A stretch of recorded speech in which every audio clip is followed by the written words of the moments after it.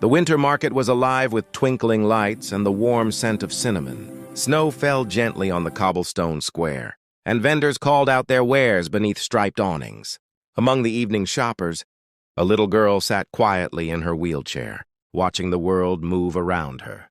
Her name was Emma, and she was 7 years old. She had blonde hair that caught the light, bright eyes full of wonder, and a pink knitted hat pulled snugly over her ears. Her winter coat matched her hat, and though her legs couldn't carry her, her spirit was stronger than most children twice her age. She sat beside a bench near the fountain, her small hands folded in her lap, watching families pass by with their shopping bags and laughter. Not far away stood a man who seemed out of place among the casual evening crowd. His name was Richard Hayes, and he was 42 years old. He wore an expensive dark coat over a tailored suit, and his hair was swept, back with the practiced care of someone used to important meetings and photographers. He was a billionaire, though he tried not to think about that word too often. It made him feel isolated, alone. Richard had come to the market without his usual entourage. No assistants, no security detail hovering nearby. He'd told them all he wanted one evening to himself, just to walk and think.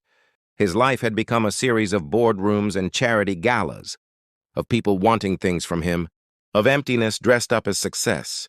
He was searching for something real, though he couldn't quite name what it was. As he wandered past the vendor stalls, his eyes found Emma. There was something about the way she sat there, so peaceful and observant, that made him pause. She wasn't asking for anything. She wasn't reaching out to passers-by. She was simply there, present in a way that most people never are.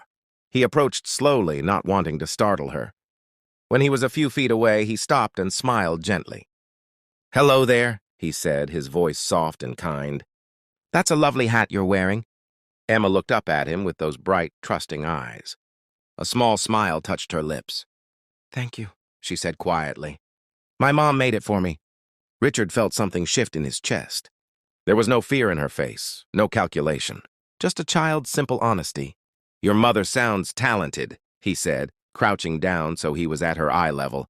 The wet pavement soaked into his expensive trousers, but he didn't care. "Is she here with you?" Emma nodded toward a small coffee cart across the square. "She's working." "She works every evening so we can have a home."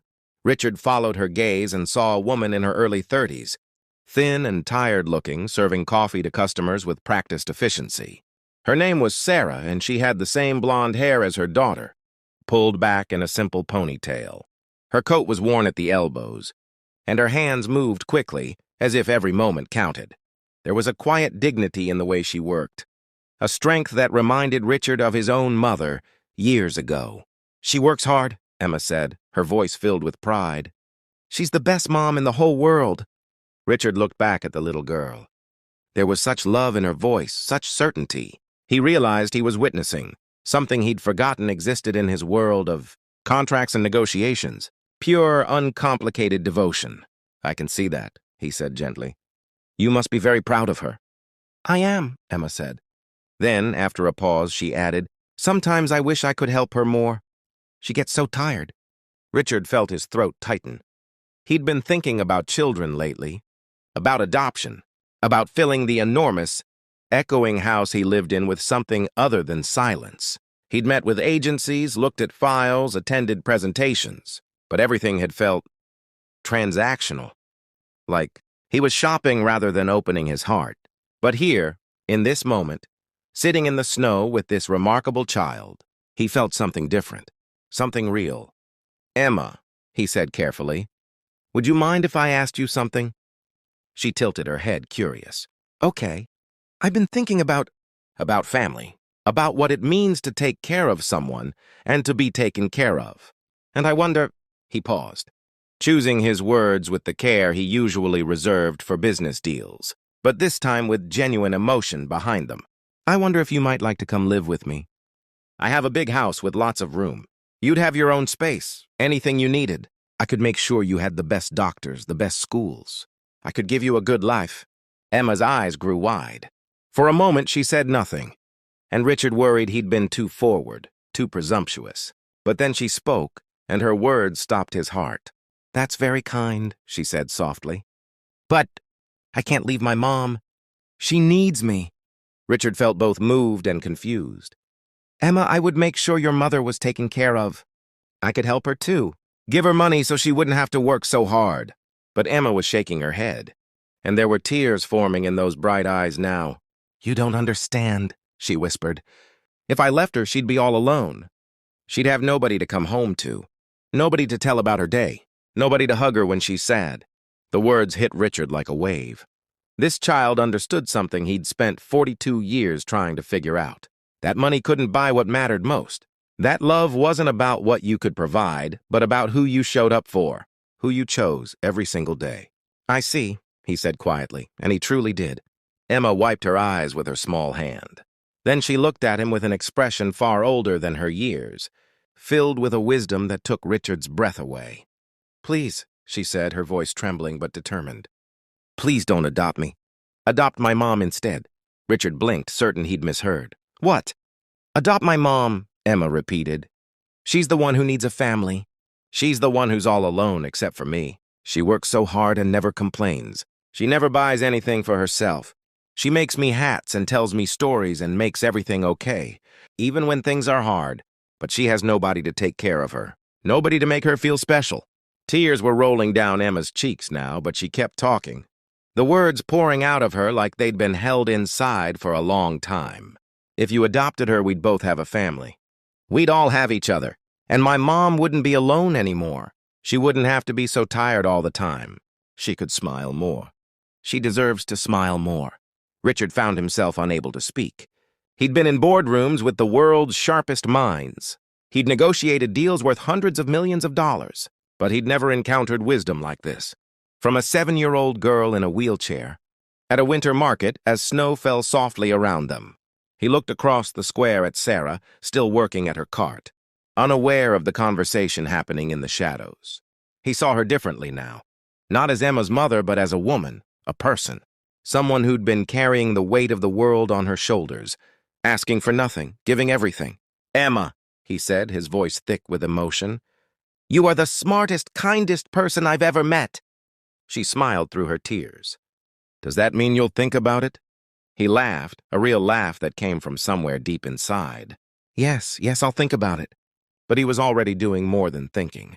He was feeling something shift inside him, like a door opening in a house that had been closed for too long.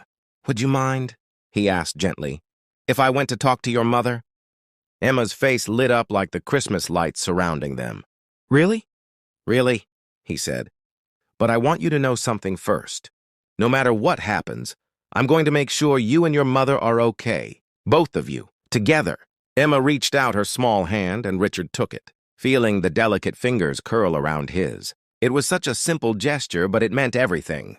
He stood up, his knees creaking slightly, and walked across the square toward the coffee cart. His heart was pounding in a way it never did during business presentations. This was real. This mattered. Sarah was handing change to a customer when she looked up and saw him approaching. Her expression immediately became wary, protective. Richard recognized that look. She thought he was trouble. Can I help you? She asked, her voice polite but guarded. I hope so, Richard said. He glanced back at Emma, who was watching them with hopeful eyes. I was just talking to your daughter. Sarah's expression immediately shifted to concern.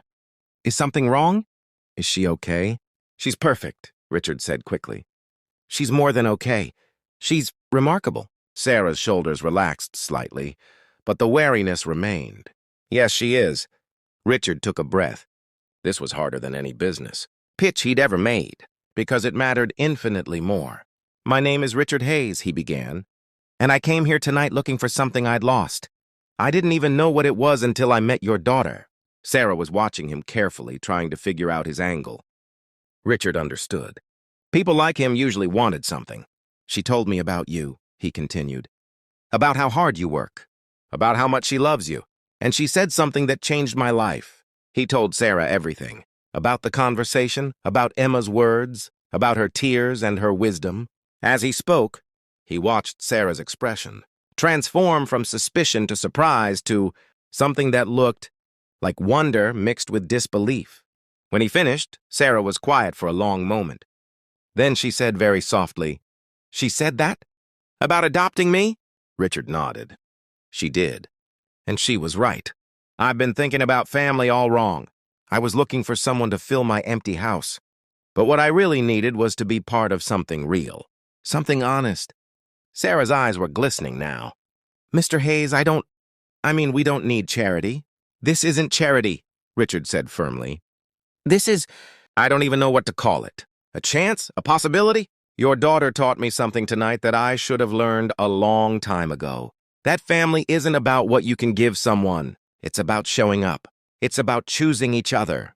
He paused, then added, I'm not asking to adopt you. Sarah, that would be absurd. But I am asking if maybe we could get to know